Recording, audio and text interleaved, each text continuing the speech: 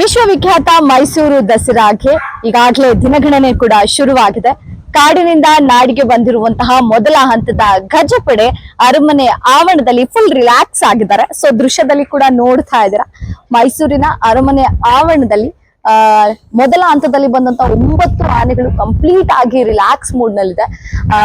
ಏಕಲವ್ಯ ಆನೆ ಇರ್ಬೋದು, ಲಕ್ಷ್ಮಿ ಆನೆ ಇರ್ಬೋದು, ಜೊತೆಗೆ ರೋಹಿತ್ ಆನೆ ಇರ್ಬೋದು, ಭೀಮಾ 4 ಆನೆಗಳು ಕೂಡ ಏನು ನಿರ್ಮಿಸಲಾಗಿದೆ ಶೆಡ್ ನಲ್ಲಿ ಸಂಪೂರ್ಣವಾಗಿ ರಿಲ್ಯಾಕ್ಸ್ ಮೂಡ್ ನಲ್ಲಿವೆ.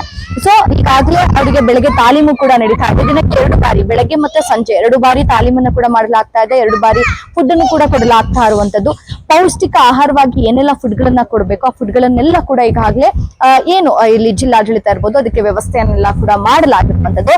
ಈಗಾಗಲೇ ಅವುಗಳಿಗೆ ಸ್ನಾನ ಕೂಡ ಮಾಡಿಸಲಾಗ್ತಾ ಇದೆ. ಯಾಕೆಂದ್ರೆ ಬಿಸಿಲು ಹೆಚ್ಚಾಗಿರುವಂತಹ ಕಾರಣದಿಂದಾಗಿ ಆನೆಗಳಿಗೆ ಸ್ನಾನವನ್ನ ಮಾಡಿ ಅದಕ್ಕೆ ಒಂದು ರೀತಿಯಾಗಿ ಫುಡ್ ಏನೇನ್ ಕೊಡ್ಬೇಕು ಪೌಷ್ಟಿಕ ಆಹಾರಗಳನ್ನ ಅದನ್ನೆಲ್ಲ ಕೂಡ ಕೊಡ್ತಾ ಇದ್ದಾರೆ. ಕಂಪ್ಲೀಟ್ ಆಗಿ ರಿಲ್ಯಾಕ್ಸ್ ಮಾಡ್ತಾ ಇದೆ. ಯಾಕೆ ಅಂತ ಅಂದ್ರೆ ದಸರಾಗೆ ಸಂಪೂರ್ಣವಾಗಿ ಸಜ್ಜಾಗ್ಲಿಕ್ಕೆ ಎಲ್ಲಾ ರೀತಿಯ ಸಿದ್ಧತೆಗಳನ್ನ ಈಗಾಗಲೇ ಜಿಲ್ಲಾಡಳಿತ ಕೂಡ ಮಾಡ್ತಾ ಇದೆ. ಅರಮನೆ ಆವರಣದಲ್ಲಿ ಮಾವುತರು ಇರ್ಬೋದು ಮತ್ತೆ ಕಾವಾಡಿಗರು ಇರ್ಬೋದು ಬೆಳಗ್ಗೆ ಮತ್ತೆ ಸಂಜೆ 2 ಬಾರಿ ಕೂಡ ತಾಲೀಮನ್ನ ಮಾಡಲಾಗ್ತಾ ಇರುವಂತದ್ದು. ಜೊತೆಗೆ ಈಗಾಗಲೇ ಆನೆಗಳ ತೂಕ ಕೂಡ ಮಾಡಲಾಗಿದೆ. ಆನೆಗಳು ಬಂದ ನಂತರದಲ್ಲಿ 1 ಬಾರಿ ತೂಕವನ್ನ ಮಾಡಲಾಗುತ್ತೆ. ನಂತರ ಗಜಪಡೆ ಅಂದ್ರೆ ದಸರಾಗೆ ಇನ್ನೊಂದು 4-5 ದಿನಗಳು ಇರುವಂತಹ ಸಂದರ್ಭದಲ್ಲಿ ಆಗ್ಲೂ ಕೂಡ ಆನೆಗಳಿಗೆ ತೂಕವನ್ನು ಮಾಡಲಾಗುತ್ತೆ. ಈಗಿರುವಂತಹ ತೂಕ ಆಗಿರುವಂತಹ ತೂಕ ಎಷ್ಟು ಆನೆಗಳು ಎಷ್ಟು ತೂಕವನ್ನ ಹೆಚ್ಚಾಗಿದೆ ಒಂದು ಮಾಹಿತಿಯನ್ನ ಕಲೆ ಹಾಕ್ಲಿಕ್ಕೆ ಕೂಡ ಈ ರೀತಿ ಮಾಡಲಾಗಿರುವಂತದ್ದು. ಇನ್ನು ಮತ್ತೊಂದು ಕಡೆ ನಾವು ನೋಡ್ತಾ ಇದೀವಿ, ಈ ಕಡೆ ಬಂದಿರುವಂತಹ ಮಾವುತರಿಗೆ ಕಾವಾಡಿಗರಿಗೆ ಒಂದು ಶೆಡ್ ಗಳನ್ನು ಕೂಡ ನಿರ್ಮಾಣ ಮಾಡಿಕೊಡಲಾಗಿರುವಂತದ್ದು. ಬಂದಿರುವಂತವರಿಗೆ ಎಲ್ರಿಗೂ ವ್ಯವಸ್ಥೆ ಆಗ್ಲಿ ಅಂತ ಕೂಡ ಶೆಡ್ ಗಳನ್ನ ಮಾಡಿಕೊಟ್ಟಿದ್ದಾರೆ. ಮುಂದಿನ ಹಂತಗಳಲ್ಲಿ ಅವರ ಮಕ್ಕಳುಗಳು ಕೂಡ ಅವರ ಏನು ಮಾವುತರಿದ್ದಾರೆ ಕಾವಾಡಿಗರಿರುತ್ತೆ ಅವರ ಫ್ಯಾಮಿಲಿಗಳು ಕುಟುಂಬಗಳು ಕೂಡ ಇಲ್ಲಿಗೆ ಬರ್ಲಿವೆ.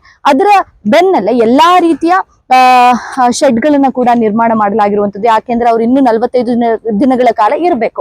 ಈ ಕಾರಣಕ್ಕಾಗಿ ಬೇಕಾಗಿರುವಂತಹ ಎಲ್ಲಾ ವ್ಯವಸ್ಥೆಗಳನ್ನ ಜಿಲ್ಲಾಡಳಿತ ಅಚ್ಚುಕಟ್ಟಾಗಿ ಮಾಡಿಕೊಟ್ಟಿದೆ. ಸೊ ಇದೇ ರೀತಿಯಾಗಿ ಮುಂದಿನ ಹಂತಗಳಲ್ಲಿ ಬರುವಂತಹ ಮಕ್ಕಳುಗಳಿಗೆ ಇಲ್ಲೇ ಒಂದು ಶೆಡ್ ನಿರ್ಮಾಣ ಮಾಡಿ ಅಲ್ಲಿ ಶಾಲೆ ಕೂಡ ತೆಗಿತಾರೆ. ಅಂದ್ರೆ ಮಕ್ಕಳು ಇರುವಂತಹ ದಿನಗಳಲ್ಲಿ ಮಕ್ಕಳು ವಿದ್ಯಾಭ್ಯಾಸ ಯಾವುದೇ ಕಾರಣಕ್ಕೂ ತಡೆ ಆಗಬಾರದು ಅನ್ನೋ ಕಾರಣಕ್ಕಾಗಿ ಶಾಲೆ ಕೂಡ ಓಪನ್ ಮಾಡಲಾಗುತ್ತೆ. ಸೊ ಎಲ್ಲಾ ರೀತಿಯ ಸಿದ್ಧತೆಗಳನ್ನ ಈಗಾಗಲೇ ಮೈಸೂರು ಜಿಲ್ಲಾಡಳಿತ ದಸರಾಗೆ ಬೇಕಾಗಿರುವಂತಹ ಎಲ್ಲಾ ರೀತಿ ತಯಾರಿಗಳನ್ನ ಕೂಡ ಮಾಡಲಾಗ್ತಾ ಇರುವಂತದ್ದು.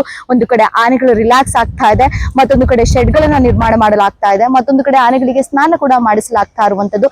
ಎಲ್ಲಾ ರೀತಿಯ ಜೊತೆಗೆ ಕೆಲವರು ಏನು ವಿಸಿಟರ್ಸ್ ಇದ್ದಾರೆ ಅವ್ರುಗಳು ಕೂಡ ಬಂದು ಆನೆಗಳನ್ನ ನೋಡುವಂತ ಪ್ರಯತ್ನ ಮಾಡ್ತಾ ಇದ್ದಾರೆ. ಸೆಲ್ಫಿಗಳನ್ನ ಕೂಡ ಕ್ಲಿಕ್ಕಿಸ್ಕೊಳ್ತಾ ಇದ್ದಾರೆ. ಸೊ ಎಲ್ಲಾ ರೀತಿಯಾಗಿ ಒಂದು ರೀತಿಯಾಗಿ ವಿಶ್ವವಿಖ್ಯಾತ ಮೈಸೂರು ದಸರಾ 2024ಕ್ಕೆ ಭರ್ಜರಿಯಾಗಿ ತಯಾರಿ ನಡೀತಾ ಇದೆ ಅಂತ ಕೂಡ ಹೇಳಿದ್ರೆ ತಪ್ಪಾಗ್ಲಿಕ್ಕಿಲ್ಲ.